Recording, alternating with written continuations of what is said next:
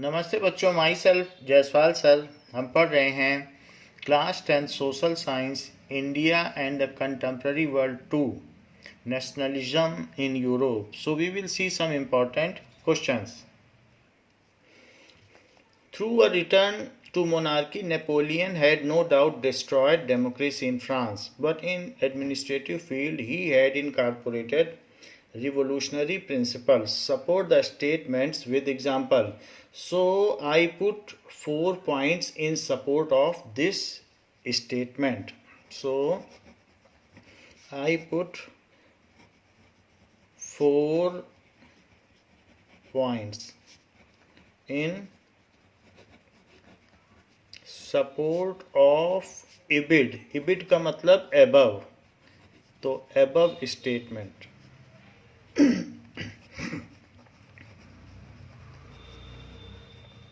First, the Napoleon code.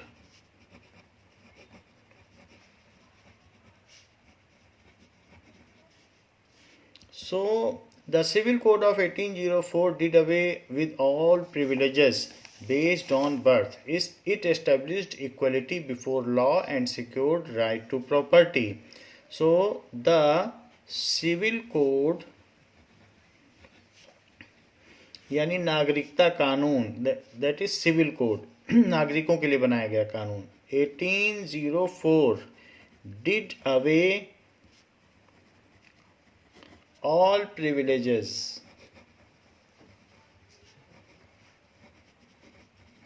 based on birth.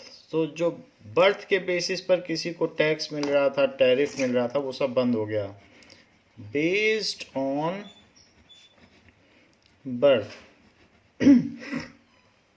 It established equality before law.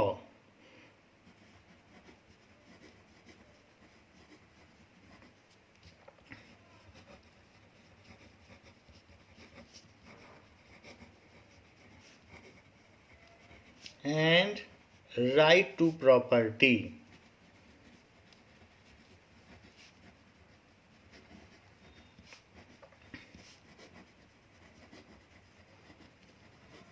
तो ये तो पहला पॉइंट है, किस तरीके से इसने मदद की. Now next point, what is the next point? So reform in rural areas.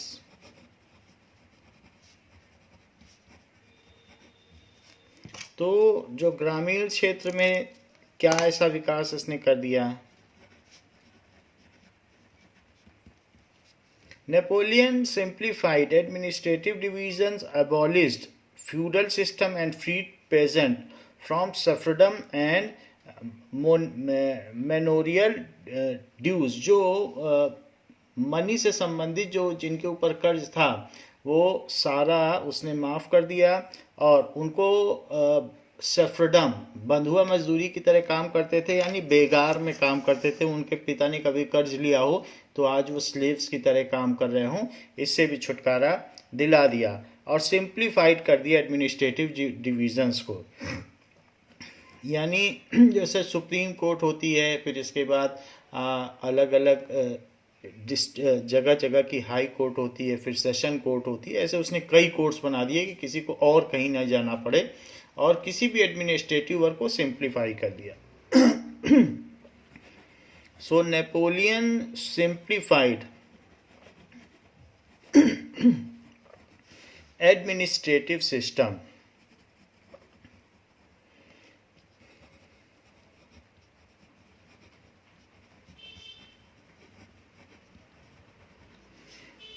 and abolished feudal system. Feudal system को उसने ख़त्म कर दिया, सामंतवादी प्रथा को. जितना मर्जी जो सामंत चाहता था वो टैक्स लेता था, कर लेता था एग्रीकल्चर प्रोडक्ट्स पर, तो वो सब खत्म हो गया. एंड फ्रीड पेजेंट्स, जो पीजेंट्स थे, फ्रॉम सर्फडम.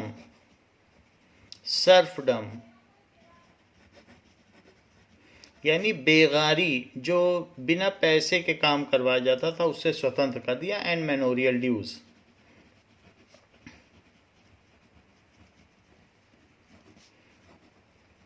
जो जिसके ऊपर बकाया पैसे था उससे भी उनको स्वतंत्र कर दिया।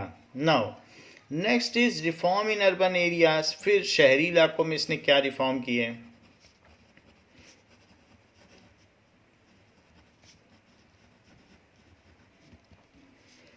In the towns, guild restrictions were removed. Transport of and communication systems were improved. So, in the towns,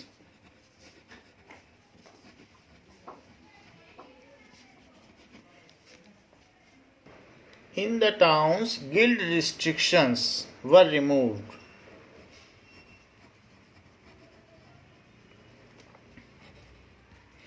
Means restrictions imposed to manufacturers and productions कि ये बनाना है, आपको सिल्क का प्रोडक्ट बनाना है, इतना बनाना है, ऐसे बनाना है, वो सब हटा दिए गए। Restrictions imposed on manufacture and industry, उसको सिंप्लीफाइड कर दिया गया। So guild restrictions were removed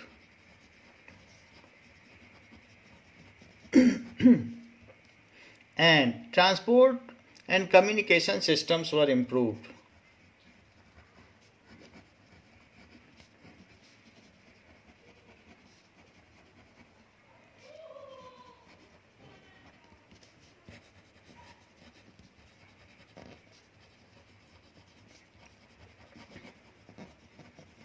तो एक ये भी इम्पोर्टेंट काम हुआ। इसके अलावा रिफॉर्म्स इन ट्रेड, और भी क्या सुधार हुए? व्यापार में क्या सुधार हुए? So uniform laws, standardise weight and measurements, ये सब उसने करा। यूनिफॉर्म लॉज, क्योंकि लगभग पूरा यूरोप उसके अंडर में था। Uniform laws, standardise weight and measurement, जैसा कि हमने देखा उसने मीजरिंग की इकाई एक जैसे कर ली। वेट्स एंड मीजरमेंट्स ये सारे एक जैसा कर दिया। And common national currency were adopted and common national currency भी अडॉप्ट कर ली। तो ये सारा system were adopted to facilitate the movement and exchange of goods and capital from one region to another. To facilitate the movement of good and जो भी चीज़ें हैं एक जगह से दूसरी जगह से तक स्मूथली जा सकें। And capital from one region to another, और पूंजी भी जा सके। कैपिटल, कोई जहाँ भी व्यापार करना चाहे, फ्रॉम वन रीजन। अगर एक ही करेंसी होगी तो आप कहीं भी अपना पैसा, आपको एक्सचेंज ही नहीं कराना है। From one region to another, कहीं पर भी आप पैसा रखिए। Why was the time period from 1830 to 1848 known as the Age of Revolution? So उसको Age of Revolution क्यों कहा जाता है? Now many revolutions occurred during 1830 to 1848. Conservative regime wanted to consolidate their powers while liberals and nationalists opposed them. तो जो conservative थे, रूढ़िवादी, अपनी ताकत का विस्तार करना चाहते थे, अपनी पकड़ मजबूत बनाना चाहते थे, जबकि उदारवादी यानी लिबरल्स एंड नेशनलिस्ट, राष्ट्रवादी, उनको अपोज करते रहे। And during this period revolution occurred in Italy. Italy में भी उस समय रिवोल्यूशन हुए। वैसे तो 1861 में इटली यूनिफाई हुआ, लेकिन रिवोल्यूशन हुए। जर्मन स्टेट में रिवोल्यूशन हुआ। ऑटोमन एम्पायर से ग्रीस आज़ाद हुआ। इसके अलावा आयरलैंड में भी रिवोल्यूशन हुआ। खैर आयरलैंड तो मिल चुका था ब्रिटेन में, कुछ खास नहीं कर पाया, लेकिन फिर भी रिवोल्यूशन हुए। और पोलैंड ने अपने आप को रशिया से आज़ाद कर लिया। सो ये सारे इसी पीरियड में हुए। So many revolutions occurred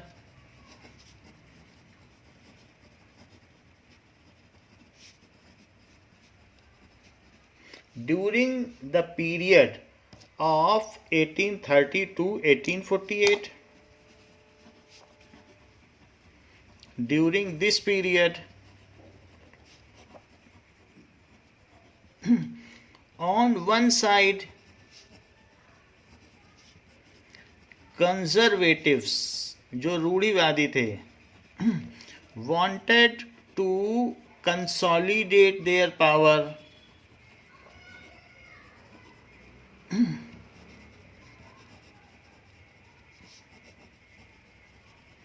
and on other side liberals and nationalist, उदारवादी और राष्ट्रवादी दो अलग अलग लोग हैं। Nationalist wanted, they tried to oppose them, वो चाहते थे कि अब उनकी पकड़ मजबूत और जो कंजर्वेटिव थे, जो मोनार्की चाहते थे, वो हटा दिए जाएं। tried to oppose them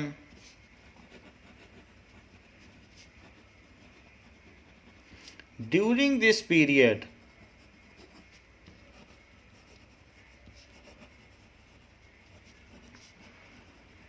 revolution occurred in, कहाँ हुआ? कहा जा रहा है कि 1830 से 1848 को क्रांति का काल क्यों कहा जाता है? Revolution occurred in Italy, Italy में भी युद्ध हुआ। ग्रीस में हुआ। इसके अलावा पोलैंड, आयरलैंड, इन सभी जगहों में, और जर्मनी में भी ऐसे टाइम पे रिवोल्यूशंस हुए। 1830 तो जुलाई रिवोल्यूशन है, जर्मनी का ही है, and that is German revolution. July revolution अलग से ही फेमस है। Now these revolutions were led by liberal nationalists belonging to educated middle class elite. So इसको किसने किया? These revolutions were led by, mostly they were without armed revolution, so led by liberal nationalists.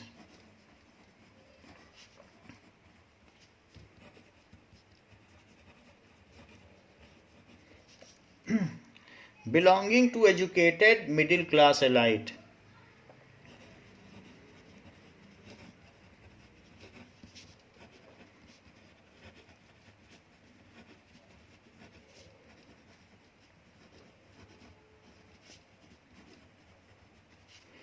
जो elite का मतलब संभ्रांत लोग, पढ़े लिखे, बहुत ऊंचे माने जाने वाले लोग, अच्छे लोग, और एजुकेटेड लोगों ने ऐसे मूवमेंट किए।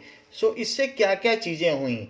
इससे कुछ चीज़ें हुई। So we will focus on 3 points. That is upheaval in France, यानी उत्थान हुआ किस तरीके का? Upheaval in France.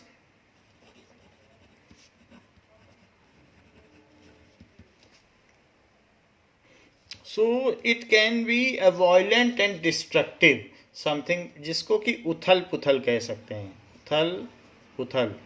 So France में बहुत चेंज आया। There is a stirring in France, जैसे कुछ चीज़ मिक्स की जाती है वैसा आया। The upheaval took place in France in July 30। The upheaval took place in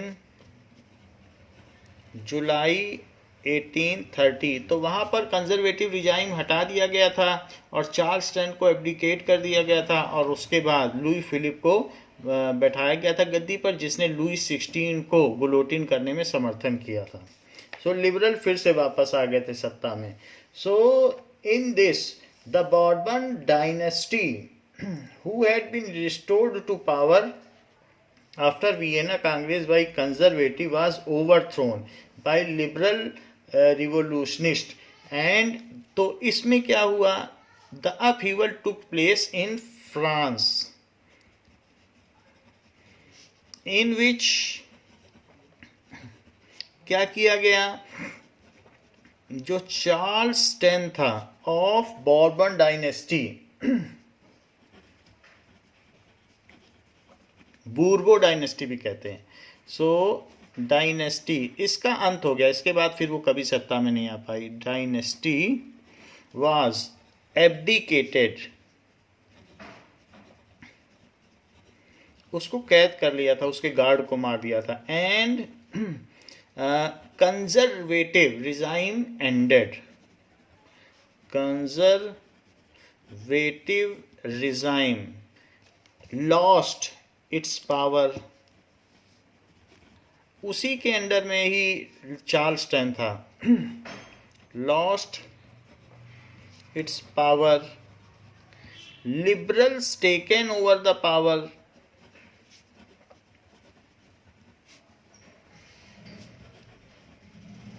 and Orleans dynasty के, ऑरलैंड एक डायनेस्टी राजवंश होता है, उसके लुई फिलिप को उन्होंने गद्दी पर बैठा दिया।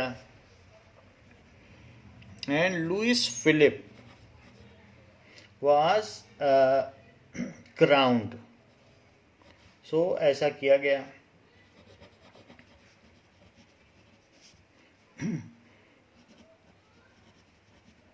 क्राउन्ड का मतलब है एज कॉन्स्टिट्यूशनल मोनार्की, था वो कॉन्स्टिट्यूशनल मोनार्की, संविधान को मानेगा। एब्सोल्यूटिस्ट बन के नहीं रह पाएगा। वो बात अलग है कि इसने 3 साल बाद डिसमेंटल कर दिया था लिबरल्स को और फिर एब्सोल्यूटिस्ट ही बन गया था। नाउ दूसरी बात, अप स्प्रिंग इन ब्रुसेल्स। एक तो हमने आपको बताया फ्रांस में उथल पुथल हुई, अब दूसरा देखिए up spring in Brussels. Now upspring का मतलब होता है कि गेटिंग पेस, रफ्तार पकड़ना। सो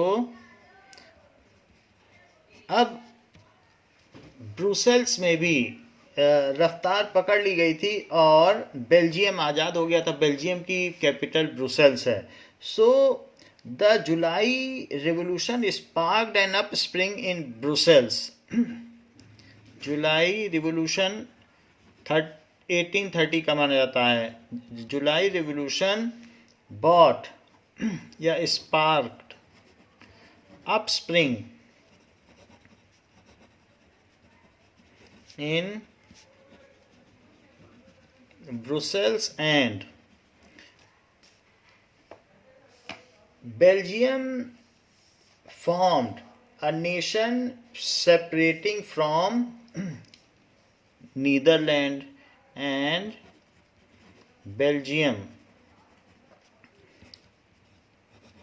separated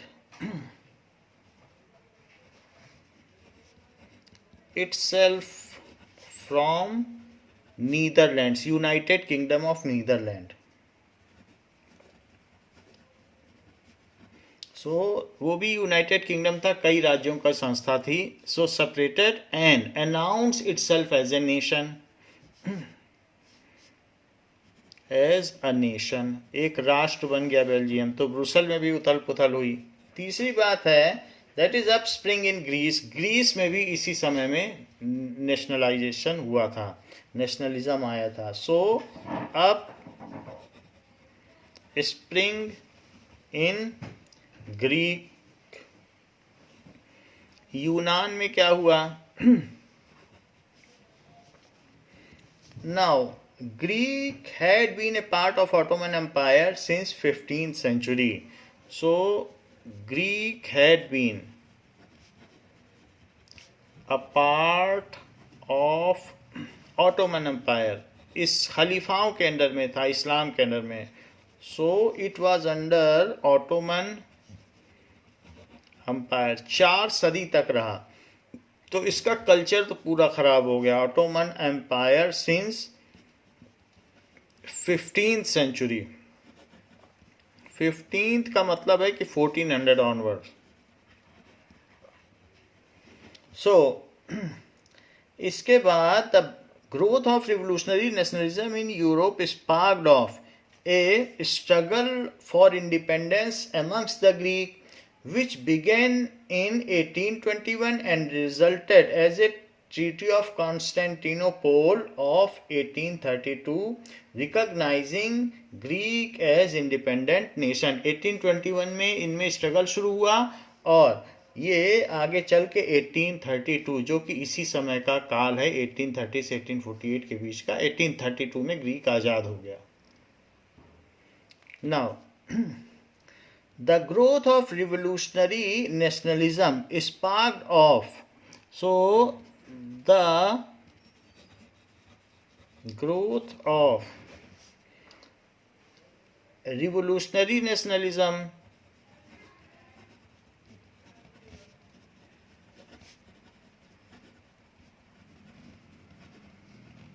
इंपीरियलिज्म से नेशनलिज्म लड़के आया है. लोगों ने अपना अधिकार लड़के ही पाया, आसानी से राजाओं ने नहीं दिया. Revolutionary nationalism sparked a struggle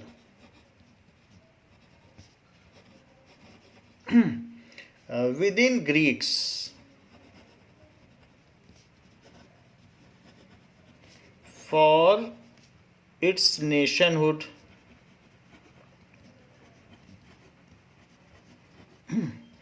In 1821 itself, which began, जो शुरू कब हुआ?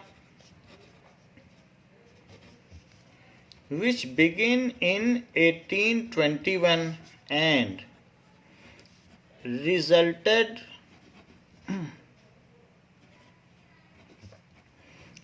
resulted with independence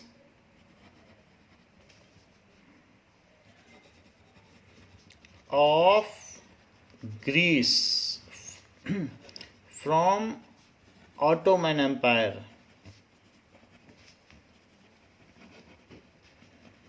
In a treaty of Constantinople. Constantinople Turkey में है.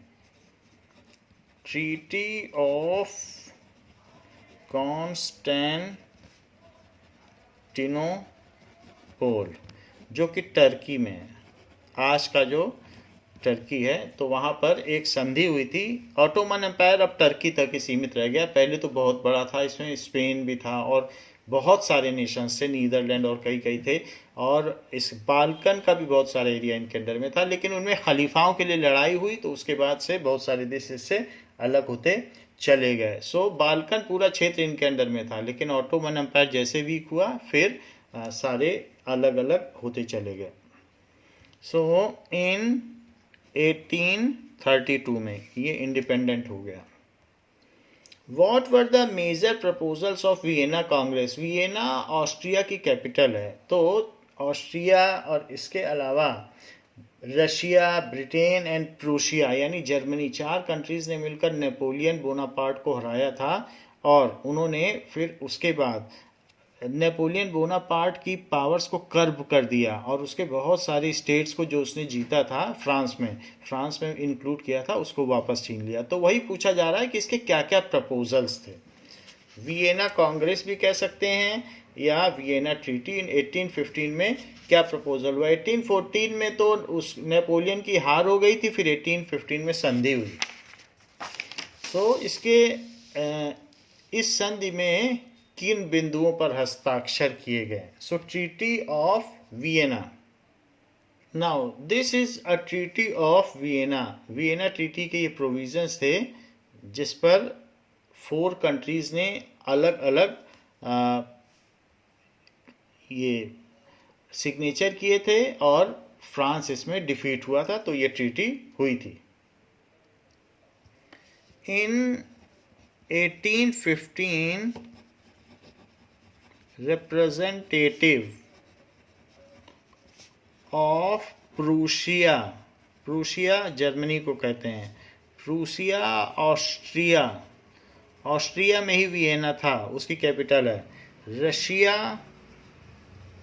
एंड ब्रिटेन, इन चारों कंट्रीज ने, बेल्जियम में वाटरलू है वहां पर हार हुई थी नेपोलियन की, so met at Vienna, met at Vienna to draw up a settlement for Europe, to draw up a settlement. Europe इसलिए कहा गया है क्योंकि सारा यूरोप ही उसने जीत लिया था, फॉर यूरोप। तो ये ऐसी कंडीशन थी जब रशियन सेना पेरिस तक घुस आई थी, तब नेपोलियन को हार माननी पड़ी। The Congress was hosted by Austrian chancellor duke Metternich. The Congress, Congress का मतलब कॉन प्लस ग्रेट्स, कॉन यानी टुगेदर और ग्रेट्स का मतलब सिटिंग, जब बहुत सारे लोग एक साथ बैठते हैं तो उसको कहते हैं Congress. The Congress was hosted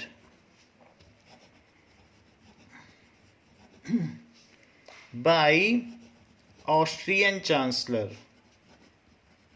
chancellor वो होता है जिसको पूरी पावर होती है उस जगह की, तो ये ऑस्ट्रिया की पूरी पावर इसके हाथ में थी, तो वहाँ चांसलर ही था। Chancellor is as good as king, chancellor duke Metternich, तो उसकी अध्यक्षता में ये बैठक हुई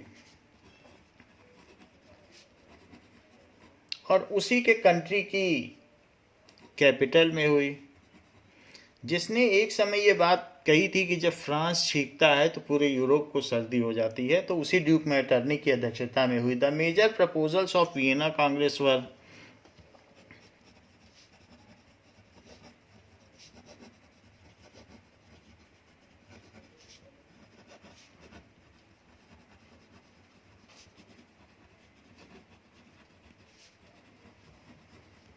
सो क्या क्या प्रपोजल्स थे? The Bourbon dynasty which had been deposed during the French revolution was restored to power and France lost the territories it has annexed under Napoleon. Napoleon तो एक मिलिट्री का सिपाही था जो कि रूलर बन बैठा था, वो कोई बॉर्बन डायनेस्टी का तो नहीं था। लुइस 16 को जब गुलोटिन किया गया था तो उसके बाद फिर रॉबेस्परे एक जैकोबिन जो कि निम्न वर्गीय था वो बैठा, फिर जैकोबिन के बाद rule of union of directory बैठी, वो भी कमज़ोर रही, वो 5 लोगों की संस्था थी। तो उसके बाद नेपोलियन को मौका मिल गया, वो बैठा और उसने 15 साल तक, करीब करीब 14 साल तक वहाँ पर राज्य किया। उस पीरियड में 1804 से 1814 10 साल का उसका राज्य था, 1804 से 1814। ऐसा हुआ, फिर उसके बाद उसे हटा दिया गया और फिर से लुइस 16 वाली जो बॉर्बन डायनेस्टी थी उसको राजा बनाया गया, जो 30 तक चली। 30 तक फिर कंजर्वेटिव को हटाकर लिबरल्स ने फिर लुई फिलिप को बनाया। तो इस समय की क्या बात है, अब नेपोलियन को हटा दिया गया, द बॉर्बन डायनेस्टी जो कि लुई फिलिप की थी। ऐसा इसलिए किया गया क्योंकि उस समय सब जगह डायनेस्टी चल रही थी। Which had been deposed, which had been deposed during French Revolution restored to power. French Revolution restored back to power.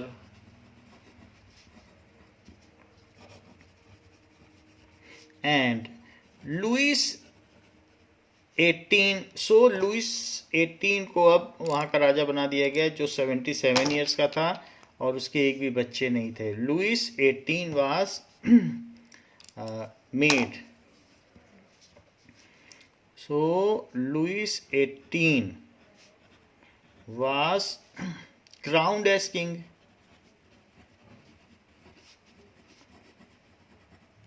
और जबकि नेपोलियन को अरेस्ट करके एग्जाइल में इंग्लैंड के किसी एक द्वीप में भेज दिया गया था, आइलैंड में. सो क्राउन्ड एज किंग. सो ये काम हो गया. And France lost the territory it has annexed under Napoleon. And France lost its territories. इसने बहुत सारे क्षेत्र खो दिए. एनेक्स्ड जो कि जबरन कब्जाए गए थे. एनेक्स्ड अंडर नेपोलियन, वो सारा वापस ले लिया गया. ये फर्स्ट मेन प्रोविज़न था. दूसरा प्रोविज़न क्या था? A series of states were set up at the boundaries of France to prevent the France expansion in future.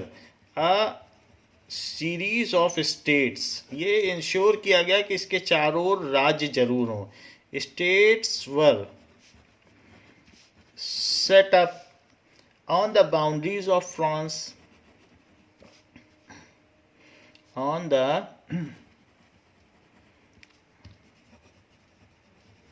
boundaries of France to prevent the French expansion in future.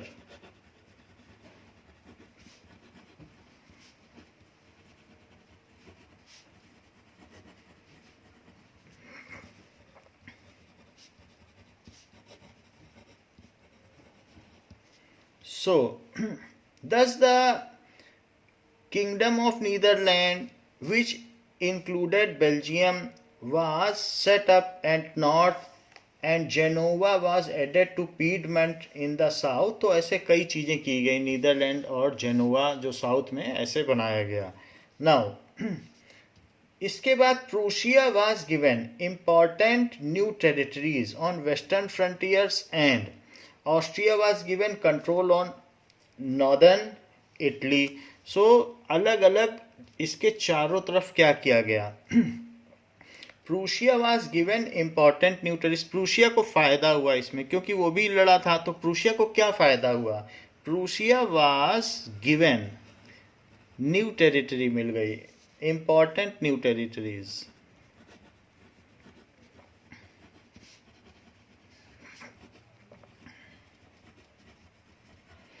Territories on western side आप देखेंगे तो जो France है उसके western side में कुछ territories थी, तो वो प्रूशिया ने ले ली. On western side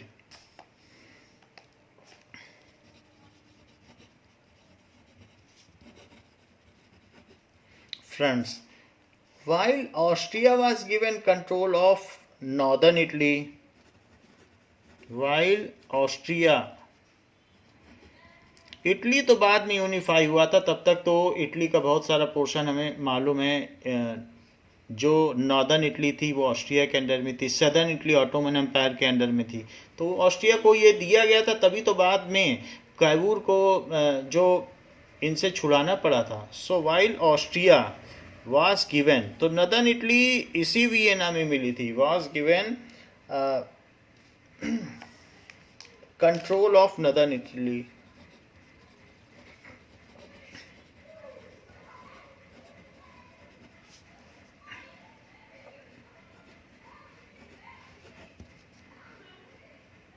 so here we see that France में जो वेस्टर्न एरिया है, इधर का वेस्टर्न है, ये वेस्ट पड़ता है, तो वेस्टर्न एरिया प्रूशिया को मिल गया, जर्मनी को. फ्रांस का जो नीचे का एरिया था ये इटली है, दिस इज इटली, तो ये पोर्शन दे दिया गया ऑस्ट्रिया को. ये देखिए ऑस्ट्रियन एम्पायर है, ये सब जीत लिया था नेपोलियन ने. तो ये जो नॉर्दर्न एरिया था ये सब दे दिया गया फ्रांस के. फ्रांस का जो नीचे का एरिया था, नॉर्दर्न इटली बोला जा रहा है, तो नॉर्थ इटली है लेकिन फ्रांस का ये साउथ है, तो नदर्न इटली बोल दो चाहे साउथ ऑफ फ्रांस बोल दो, बेहतर होगा कि इटली के नाम से इसे जाना जाए। So northern Italy was handed over to Austria, western French was handed over to Prussia, northern France was handed over to Netherland, इसका उत्तरी सिरा नीदरलैंड को दे दिया गया। तो इस तरीके से इसका बंदर बाट हो गई, जो एरिया इसने जीता था वो सारा। And Genoa was added to Piedmont of south, और इसके साउथ में इटली को भी फायदा हुआ, तो इसके नीचे यहाँ पे जेनोवा था। सो वो एरिया, ये सार्डिनिया पिटमंड है ये एरिया, तो उनको बोल दिया गया कि आप ये जेनोवा का एरिया नीचे का पोर्शन है वो आप ले लो, तो फ्रांस का सारा एरिया इधर उधर चला गया। Some northern portion was given to Netherlands, that is United Kingdom of Netherlands कहा जाता है, या किंगडम ऑफ नीदरलैंड। सो ऊपर का सिरा नीदरलैंड को मिल गया। कुछ लोगों ने लड़ाई नहीं की थी, लेकिन तब भी कि जिससे इस पर अंकुश लगाया जा सके, तो उनको फ्री में मिल गया। एंड जो जेनोवा था वो पीडमॉन्ट को मिल गया, सार्डिनिया पीडमॉन्ट को। एंड जेनोवा, जेनोवा कहाँ था? साउथ ऑफ फ्रांस में, तो वो किसको मिल गया?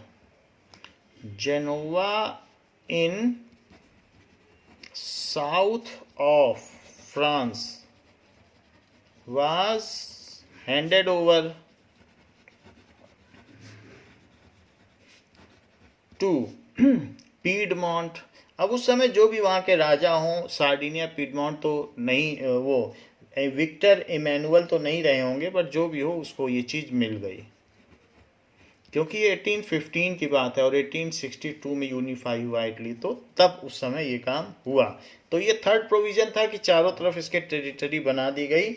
And the Prussia was given important new territories on the western front, और ऑस्ट्रिया को ये मिल गया, ये हमने आपको बता ही दिया है।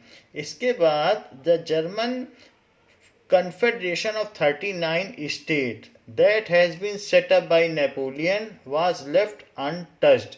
जो जर्मन के अंदर उसने कन्फेडरेशन बनाई थी, यूनियन बनाई थी, उसको बरकरार रखा गया, उसका सम्मान किया गया। जर्मन कन्फेडरेशन, जर्मन कन्फेडरेशन का क्या मतलब है? जर्मनी के अंदर बनाई थी, प्रूशिया के अंदर, उसने फ्रांस में नहीं बनाई थी। फ्रांस का तो नेपोलियन था, तो उसने जो जर्मनी में संगठित किया था उसका फिर प्रूशिया ने फ़ायदा उठाया। बाद में वो कन्फेडरेट थी, बाद में प्रूशिया ने अपना राजा उस पर बैठा दिया और प्रूशिया के किंग ने उस पर फिर शासन किया। तो इस तरीके से German confederation of 39 state of, जो विलियम टू वहाँ का राजा था प्रूशिया का, फिर उसने जो वॉन बिस्मार्क को भेजा था, फिर उसने सबको जीता, तो विलियम टू ने फिर इस पे राजा, कन्फेडरेशन पहले से ही बनी हुई थी। तो जर्मन कन्फेडरेशन ऑफ 39 स्टेट, वो एक तरीके से ट्रेड के लिए बनी थी, लेकिन उसको वो यूनाइट तो हो ही गया था। तो 39 states that had been set up by Napoleon was left untouched. That has been set up by Napoleon was left untouched. ये इम्पॉर्टेंट प्रोविजंस हैं वियना कांग्रेस के, जिसे हमें मालूम रखना चाहिए। द 1830s, यानी 1830s के आसपास के जो ईयर्स थे वो ग्रेट इकोनॉमिक हार्डशिप के थे। उस समय अर्थव्यवस्था का बुरा हाल था, इस पर अपनी राय रखिए। सो 1830 में क्या क्या हुआ? इन 1830s there was an enormous increase in population, an enormous increase in population throughout Europe is seen.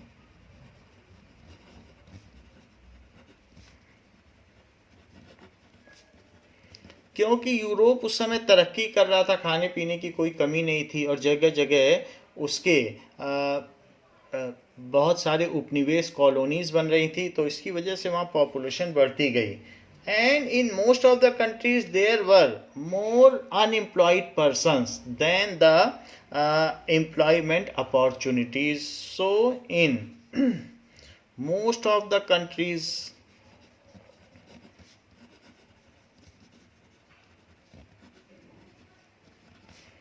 there were more employment seekers.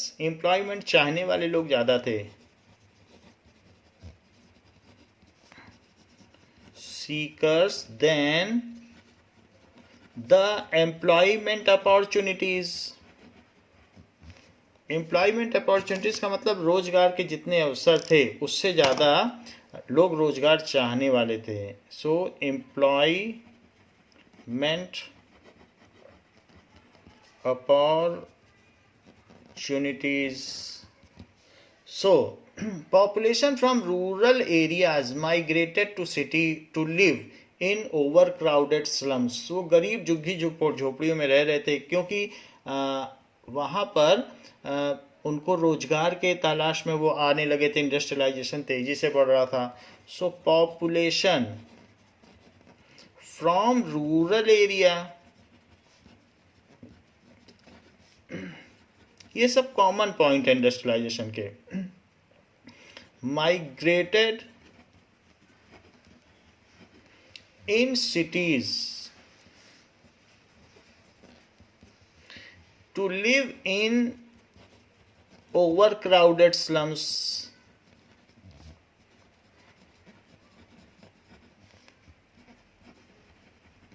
So झुग्गी झोपड़ियों में वो रहने लगे थे. फिर small producers in town often face stiff competition from import. So producer को tough competition देखना पड़ता था. सो स्मॉल प्रोड्यूसर्स को बड़ी मुश्किल थी क्योंकि लार्ज इंडस्ट्री से वो कैसे मुकाबला करते. So small producers in town have had faced stiff या tough competition from cheap goods of big producers. tough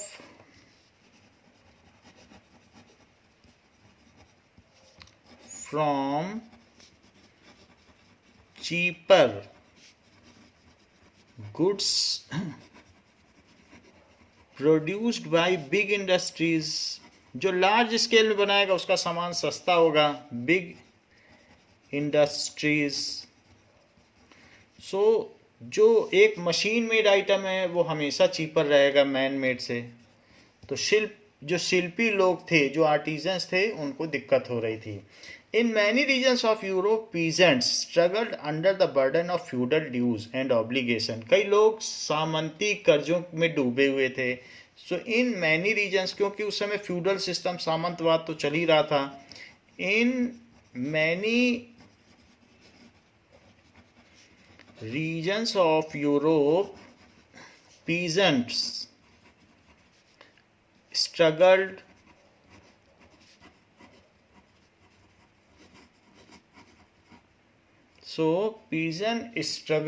under the burden of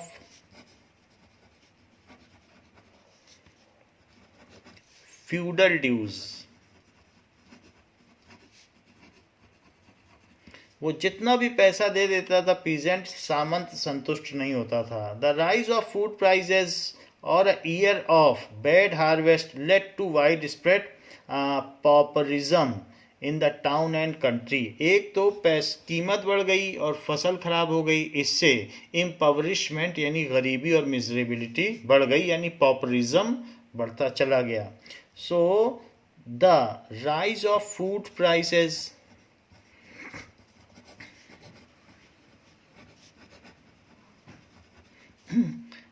occurrence of bad harvest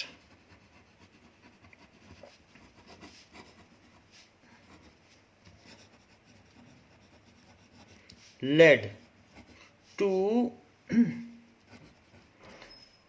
widespread pauperism, widespread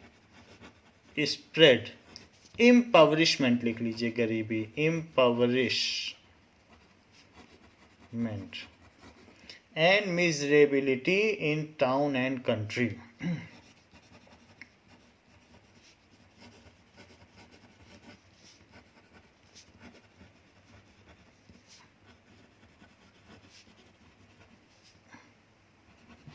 So it is correctly said that 1830 was an year of economic hardship. ये आर्थिक संकट का काल रहा.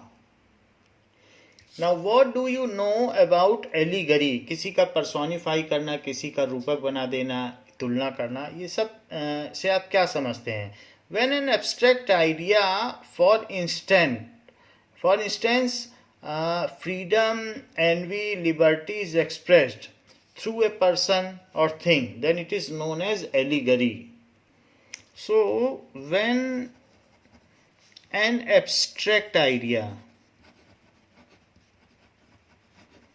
कोई भी idea जो आपके अंदर जो भाव मरते हैं उनको मूर्त रूप दे दिया जाए, उनको किसी सिंबल से, पोर्ट्री के थ्रू अगर बताया जाए, then it is called allegory. So an idea, for instance, for example, जैसे कि फ्रीडम एक फीलिंग है. Freedom, liberty is expressed through a person और thing.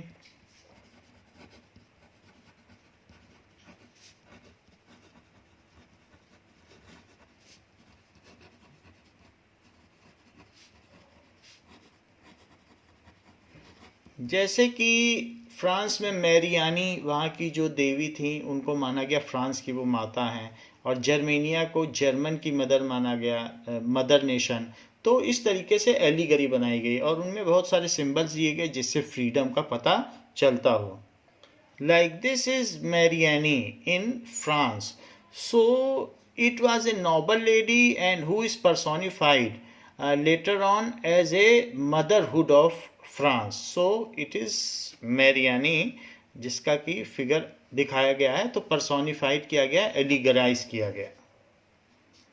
And this is Germania, so symbolized as the allegory or personified German nation as a mother, Germania. So this is the symbol Germania which is in your book. Now,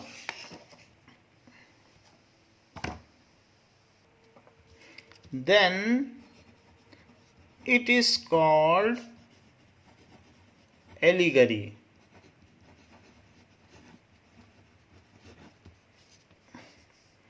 An allegorical story has two meanings. That is one literal and one symbolic. An allegorical story, कई बार भारत माता के गीत भी बनाए जाते हैं, तो एक लिटरल हो गया. स्टोरी हैज टू मीनिंग, उससे पर्सोनिफिकेशन या एलिगरी स्ट्रेंथन होती है. Has two meanings, one literal and other symbolic.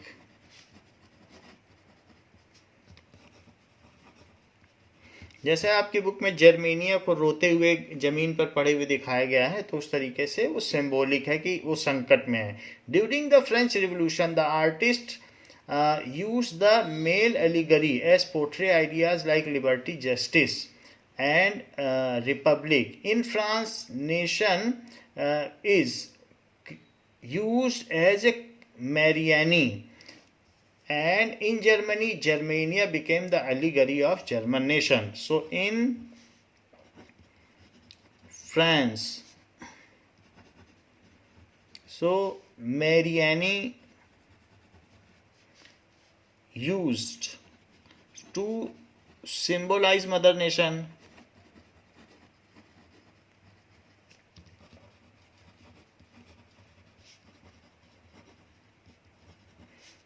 while in Germany,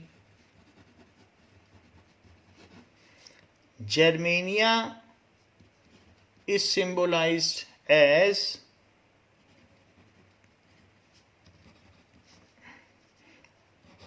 या पर्सोनिफाइड, वैयक्तिकरण, पर्सोनिफाइड एज फीमेल एलिगरी, दोनों जगह फीमेल ही ली गई। सो फीमेल एलिगरी के तौर पर उनको दिखाया गया, फीमेल रूपक के तौर पर।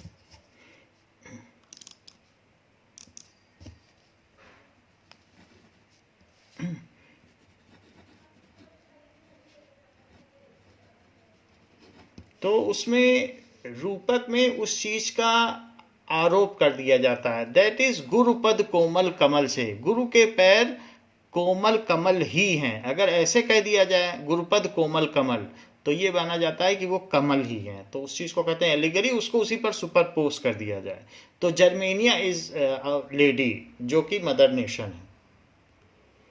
Now what role did Giuseppe Garibaldi play in the unification of Italy? Italy के यूनिफिकेशन में हम जानते हैं गुसिपी मजीनी, गुसिपी गैरीबाल्डी और कैमिलियो काउंट डी कैवूर और विक्टर इमैनुअल, इन सभी का हाथ था। तो एक इसमें ये फ्रीडम फाइटर था, इसने भी भूमिका निभाई, और साउथ इटली को तो इसने सिंगल हैंडेडली अपने आप टैकल किया। सो Giuseppe Garibaldi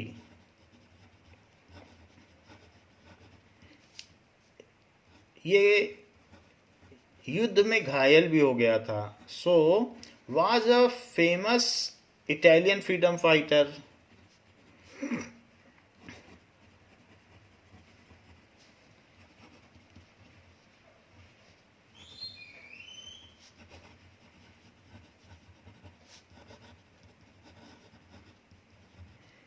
He managed a large number of volunteers apart from regular troops. उसने बहुत सारे लोगों को संगठित किया। He managed, उसने किंगडम ऑफ टू सिसलीज में बहुत सारे वॉलंटियर इकट्ठा किए और अंदर ही अंदर उनको आज़ाद करा दिया। He managed a large number of troops. ये साउथ इटली ही किंगडम ऑफ टू सिसलीज था। A large number of volunteers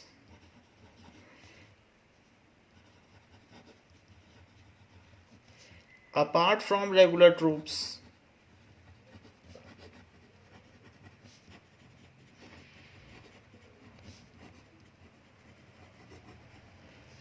In 1860 they marched into South Italy. In 1860 they marched into south Italy. So Italy का जो ये portion था जो south में था, ये ऑटोमन एम्पायर के अंडर में था, ये वाला पोर्शन। तो इसी में किंगडम ऑफ टू सिसलीज थे, दो बहनों का शहर। तो वहाँ पर इसने मार्च किया। तो ये ऑटोमन एम्पायर के अंडर में था, ये ऑस्ट्रिया हैब्सबर्ग एम्पायर के पोप के अंडर में था। So they marched into south Italy and the kingdom of two Sicilies and the kingdom of two Sicilies was one. So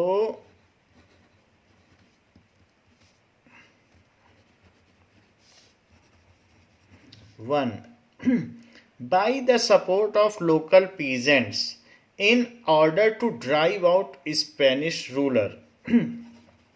by the volunteer के साथ गया, वहाँ के लोकल किसानों का सपोर्ट लिया और वहाँ के स्पेनिश राजा को उखाड़ फेंका। by the support of local peasants and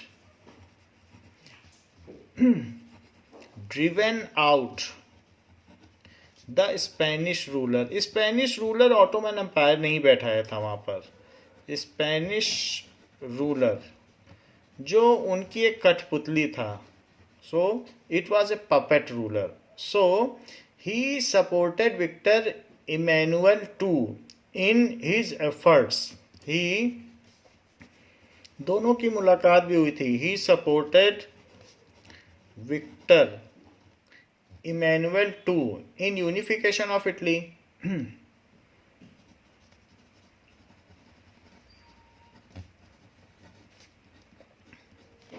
In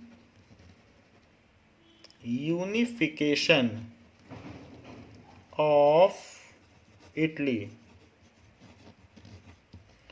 Now, in 1861, Victor Emmanuel II was proclaimed king of Italy. So, उसने ऐसा किया एंड इन 1861, ये तो 1860 में गया था, और इन 1861 Italy was unified.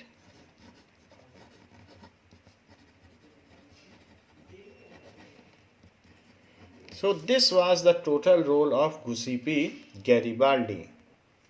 Now, what was the Napoleon Code usually known as? इसको क्या कहते हैं? It is also known as the Civil Code of 1804.